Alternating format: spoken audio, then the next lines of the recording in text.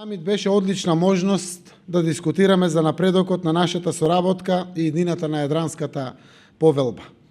Уште еднаш ја препознавме вредноста на сеофатната политичка, одбранбена и економска соработка помеѓу нашите земји, споделувањето на искуствата од реформите, интеграцијата и интензивирањето на регионалната соработка.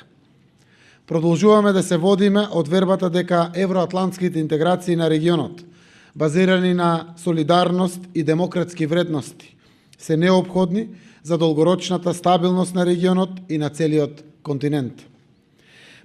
Предизвиците со кои се соочува регионот се истите за сите народи низ светот. Денешните закани не познаваат национални граници.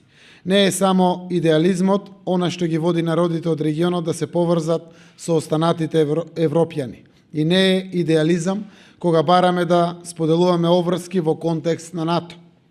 Се работи за препознавање на нашите заеднички интереси, кои ни покажуваат дека си требаме едни на други.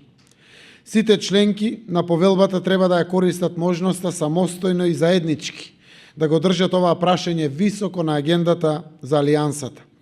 Само преку заедничка работа и заради бенефит на регионот можеме да ги достигнеме нашите заеднички вредности и успешно да одговориме на заедничките закани и предизвици.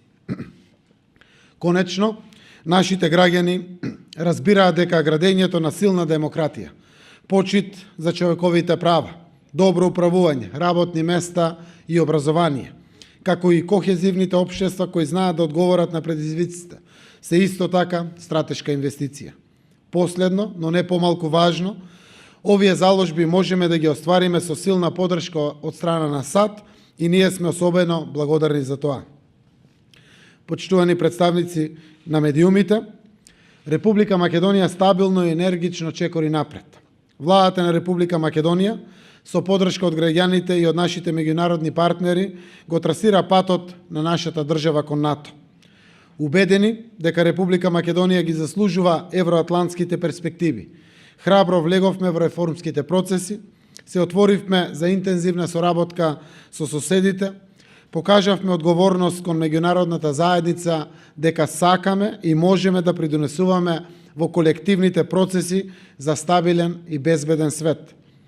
Тоа е препознаено и со право очекувам Република Македонија да биде 30-та земја членка на Алијансата и ќе работиме заедно на оваа цел, заедно со граѓаните. Тоа е патот на Република Македонија кон мир и стабилност, но и кон прогрес и напредок. Тоа се перспективи за граѓаните на Македонија, но и за граѓаните на регионот. Фактот што јас како премиер на Република Македонија председавав со специјалниот состанок на А5 самитот на Јадранската повелба. Тоа што Република Македонија е ко-домакин со Република Црна Гора на овој значаен настан, на кој што присуствува подпредседателот на Соединетите Американски држави Майк Пенс, потврдува дека Република Македонија ја донесовме конечно на вистинскиот пат. Благодарам.